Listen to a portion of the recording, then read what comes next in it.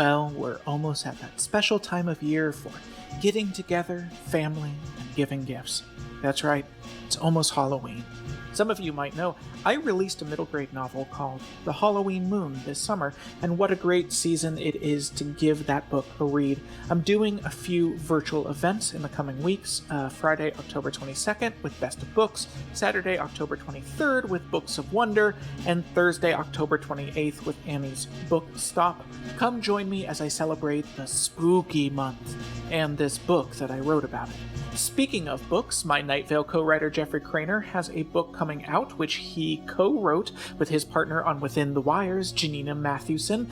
It is called You Feel It Just Below the Ribs, a fictional autobiography set in an alternate 20th century. This is a strange, haunting novel you are not going to want to miss. It comes out on November 16th, and you can and should pre-order it now. Learn more about You Feel It Just Below the Ribs and about the Halloween Moon by going to welcometonightvale.com and clicking on books. Finally, you might have heard that things are not great with supply chains, so if you want to give Night Vale gifts for those other more wintry holidays a little later on this year, we really recommend doing that shopping now. We have so much great new stuff up on the store. I don't even have time to list all of it here. Just go to welcometonightvale.com and click on store to see all of it. Or you can get a virtual gift by getting someone a Patreon membership that gives them access to ad-free episodes of this show, bonus episodes, and a lot more. No supply chains on a virtual gift, buddy. Okay, that's it for me. Have a merry Halloween, and hey, boo. He's not a real doctor. Don't let him near me. Don't let him...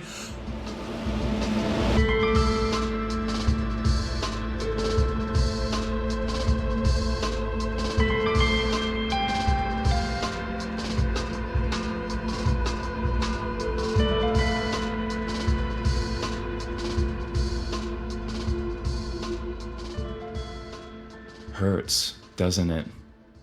You want to cut me open? Study me? Heal me? Manipulate me? Well, I cut back, Doc. My claws are poison, Doc. Doc? More like duck, because you're a quack. If you could understand me, you'd know that was hilarious. But you're too busy doubled over in pain. You'll need more than stitches. You might need a tetanus shot, especially if you let me at that neck of yours again. Cecil, why did you bring this guy in here? I'm sick. That's all. It will pass. Or it won't.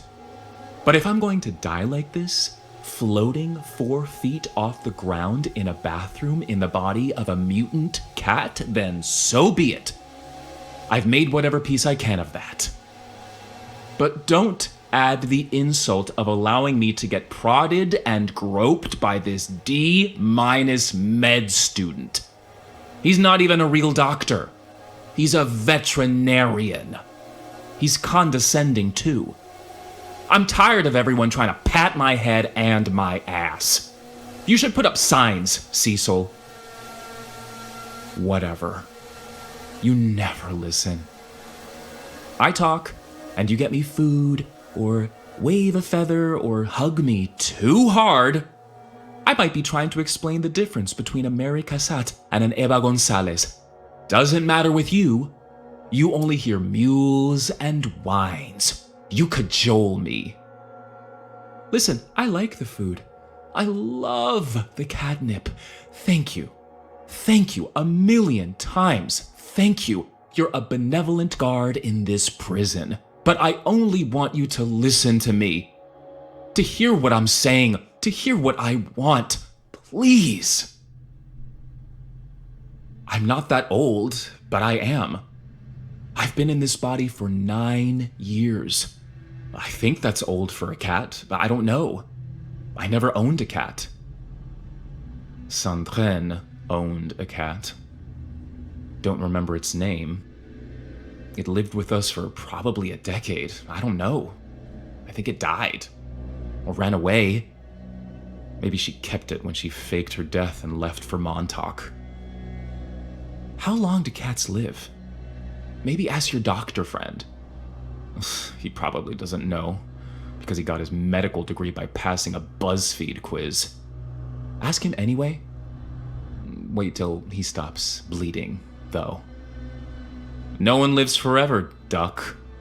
I'm living proof. I was 40 when she turned me into this. Should be nearing 50, but in cat years, what am I? 75? 90? Who knows? Even if I had lived out a full life as a human, it wouldn't have felt long enough. Not to mention the 10-year-long or longer decline in body function. The sore knees, the senility, the incontinence, the difficulty breathing, the irregular heartbeat, the cancer treatments, even worse. Maybe in this form, that decline will be quicker. Maybe today is the day. You've never brought a vet to try to drug me before. I used to say, I don't fear death, but that was before I felt death enter me. Death isn't a reaper with a skull face and hooded cloak. No, death has no body. It can't be seen.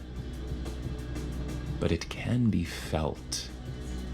Like a presence. Like a ghost. Like a possessor. True horror lives in the dark places, the inscrutable shadows and black corners. You ever see a spider? Freaky. You ever turn your head and then when you look back, the spider isn't there? Horror. I do fear death now, but I'm working on that. Here's where I've gotten. I think it's not fear anymore because fear is an emotion of non-understanding. I understand what death is, yet I still experience what feels like fear. Only I don't think that it is. I think it's anger, disguised as fear. Anger at Mino, at Sandrine, for destroying what we have. I took care of her. I gave her a job, a home, the finest foods. We traveled the world together. Have you ever parasailed Sri Lanka? Swam in an infinity pool overlooking Sydney Harbor? Touched the moai of Easter Island with your own hands? Well, Sandrine has, because I took her there. And in the end, she gave it up. She gave me up. Why? Because I didn't care about Louise Bourgeois? That's simply not true. I adore Louise Bourgeois. Well, I adore her work. She was... If I'm honest, I didn't know her well. Sandrine was jealous. Jealous of my position, of my talent. She tried to break me, reduce me, and I refused to kneel. So she resorted to turning me into this. She couldn't best me on her own, so she had to use her witchery as a weapon. Still, there's something I don't understand. She didn't simply turn me into a cat. She could have made me her little furry domesticate, truly toppled me. Instead, she put me in this body, far away, and gave me incredible powers. My fur is mostly needle-sharp quills. My skin, hard and scaly, almost armor-like. My eyes, I think there are 8 of them, allow me to see in a 360-degree clarity that nearly shatters my mind. I sometimes have wings or tentacles. How am I even a cat? Except I am. I see my face here in the mirror, and I have pointy ears, and little white mitten feet, and a tail like an overused feather duster. Am I a cat just because I look like one? Because I say I am one? Am I confidently pretending that this is what I am? Like when I confidently pretended to be a museum docent, or a late-night security guard, or someone Sandrine loved. Disguise, Cecil. I'm a master at it, even when I'm not trying. For all of my powers, for all of my mutations, for all of my formidable appearance, though, I am stuck. Here, 4 feet in the air. I can't walk. I can't fly. I can't swim. I can't even speak. Not in a way anyone understands. I have incredible defenses, sharp quills, and tough skin, yet I am in a place no predator would ever hunt me. No prey would ever appear. I'm a prisoner.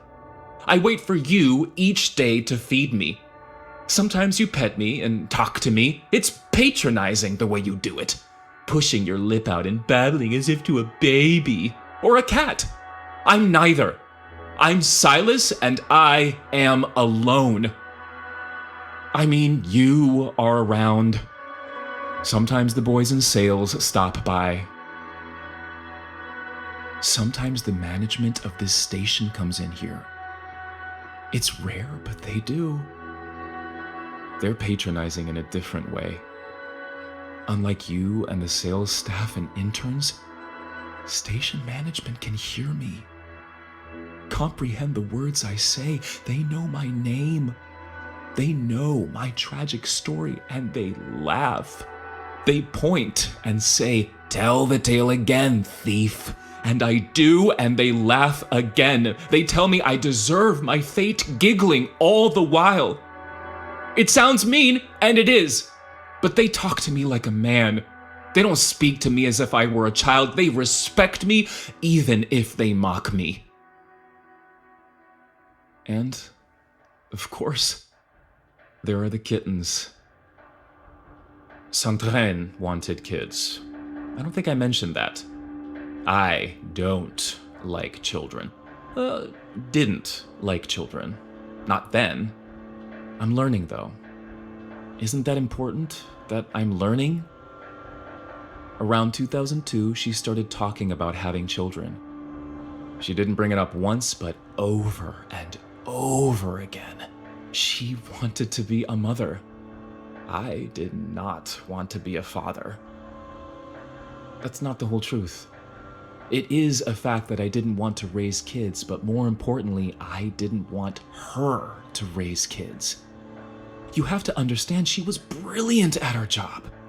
I'll admit, I could not have been successful without her. I needed her. Pregnancy and children would have ruined that. I know there are mothers all over the world who continue their careers, their crafts after giving birth. I'm not saying women can't, but Sandrine wasn't all women. She was Sandrine. She was my woman. And I would have lost respect for her, seeing her toddling about our home, belly extended, hand to her back, under the oppressive thumb of some unformed blob in her body. No one should live that way. What? Oh, is that a fact? Anissa says I'm being misogynist again. No, honey, I'm being a narcissist. I just said that women can have babies and still be very successful. I love women. My problem with Sandrine was that she wanted something for herself that I did not want for me. I wanted to control her because I believe others are an extension of me. And sometimes narcissism expresses itself as sexism. Yes, and as transphobia too. You're right. You're right. Anissa reminds me that not just women can have babies. People all along the gender spectrum have uteri. She's a smart kid. I don't know where she gets it. She gets it from her dad. Right, sunshine? She's pretending not to know me again. She's right, though. I'm a man, and I had babies. I say babies, but they're kittens. Or not kittens anymore. They're all 8 years old at this point. Isn't that strange, to be only 1 year older than your own children? That's Anissa right there with the tortoise shell fur.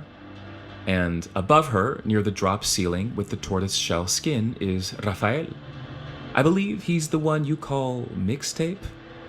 I hated that name, but Rafael really likes it and now prefers it to his given name. And I have learned to respect that.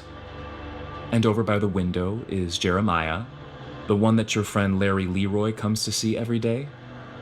Larry, for some reason, calls Jeremiah Larry Leroy, but he also calls all of us that, so I guess that's his bit? I like Larry, though. He's respectful. He talks to us like old friends he once had. Or maybe it's like old friends he never had. I think he just needs people to talk to. He lives all the way out on the edge of town making his dioramas and using his metal detector. He once found a submarine in the sand wastes. Has he told you that story, Cecil? You should go visit him more. He needs company. Jeremiah has a great view of town from the window, so he tells us when something exciting is happening. There's a PA in the bathroom too, so we can also hear your broadcasts. But you digress a lot. Sometimes a tad bit of exaggeration too, if I'm being honest. And I am. Mixtape has learned to sing. He has a beautiful voice. He sings along to your weather reports every day. Mixtape really was a good name. All of this to say, I may be dying, and I'm okay with that. My fear is really anger. And my anger might really be guilt. Everything is a disguise. I'm still angry at Sandrine. But as all the kids tell me, I'm probably just angry at myself, only thinking I'm angry at her. I can't comprehend how I would possibly be so confused about my own feelings. That witch destroyed my life. And yes, I love my kids. I adore them, in fact. I take back every bad thing I ever said about children. They're wonderful, and I wouldn't give them up for anything. But my life was cut short by Sandrine. She was so petty, so self-obsessed. She essentially spit in my face. She spit in the face of everything I had ever achieved, everything I had ever given her. She spit in the... Okay. I'm starting to get it. I spit in her face. Right. Right. Point taken, Anissa. Jeremiah says we cannot forgive others until we forgive ourselves. And he's right. Theoretically, yes, I agree.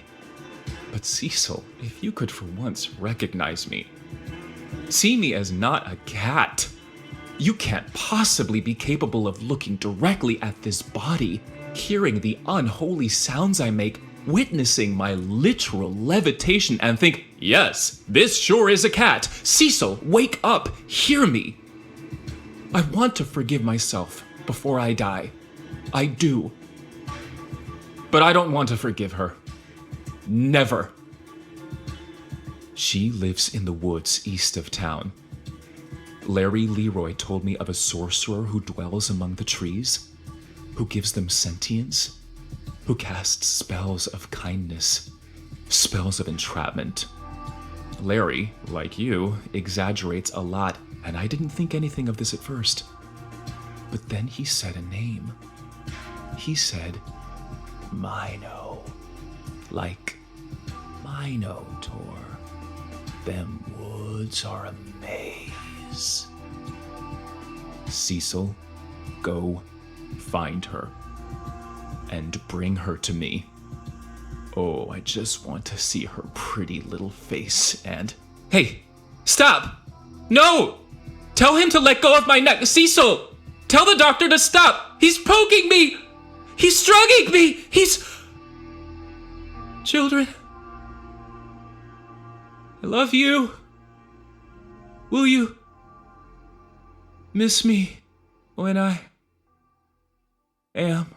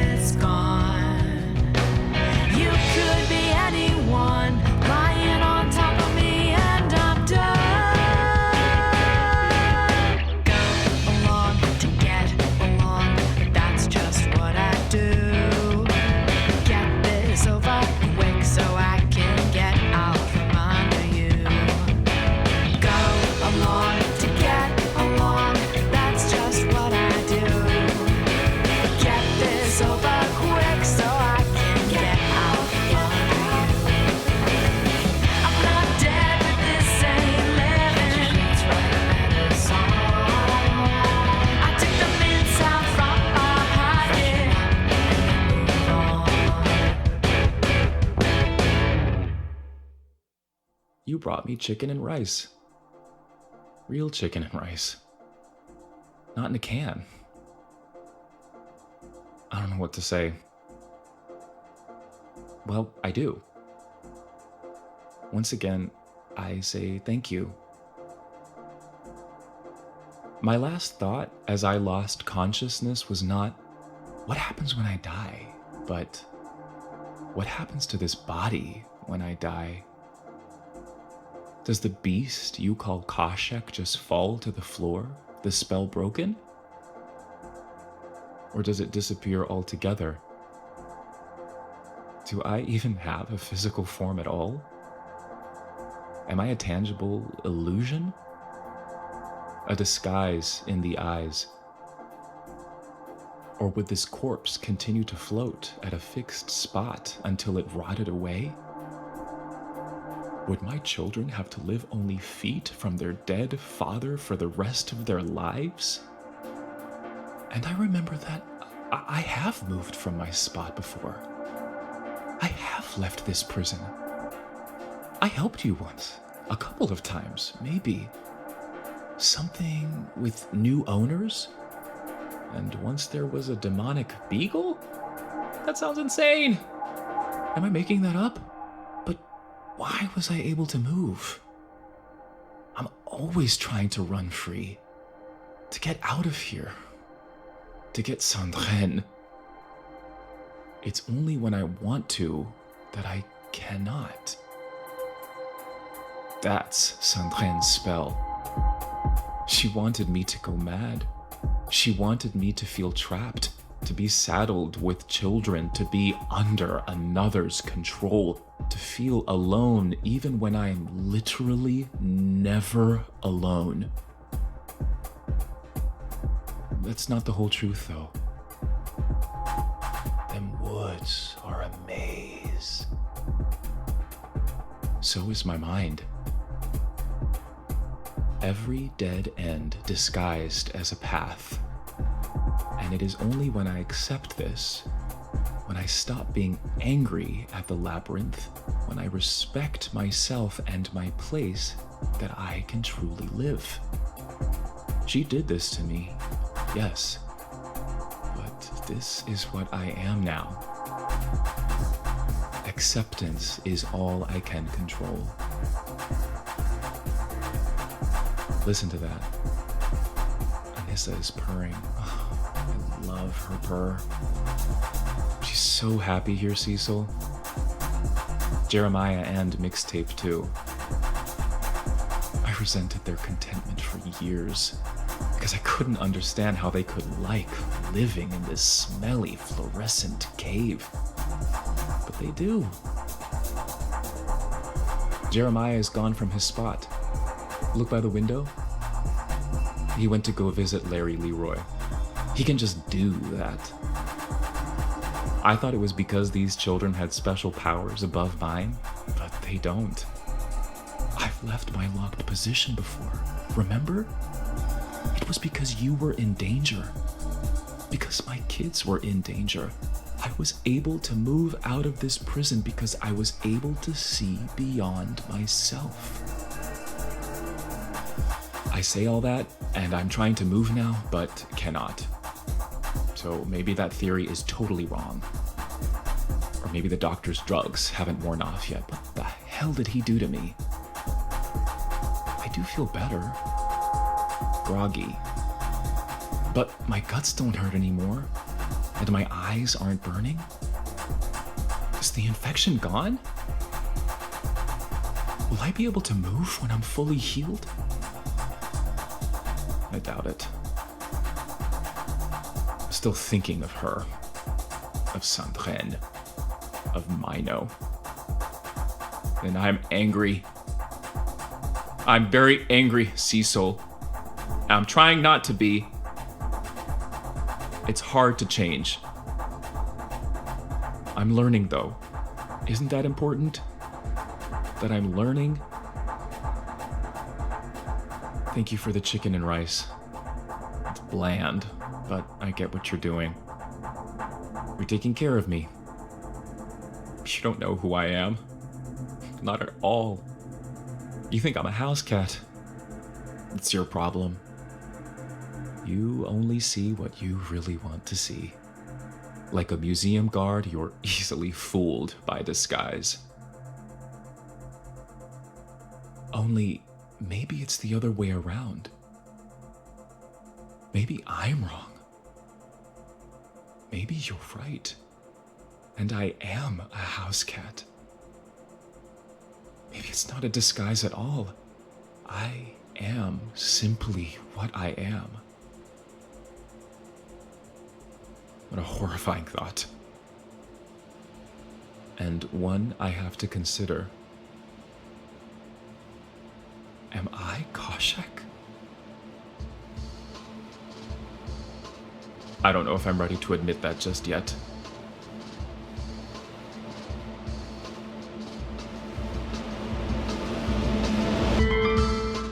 Welcome to Night Vale is a production of Night Vale Presents. It is written by Joseph Fink and Jeffrey Craner and produced by Disparition. The voice of Koshek was Jonathan Atkinson. Original music by Disparition. All of it can be found at disparition.bandcamp.com. This episode's weather was Go Along, Get Along by Erin McYone from her new album Kiss Off Kiss. Find out more at erinmcyown.com. Comments, questions, email us at info@welcometonightvale.com or follow us on Twitter at Night Vale Radio or spill the beans. Then grab a mop and clean them up. Check out welcometonightvale.com for info about our live tour in 2022. We can't wait to see you all again. Today's proverb: ask your doctor about Updog.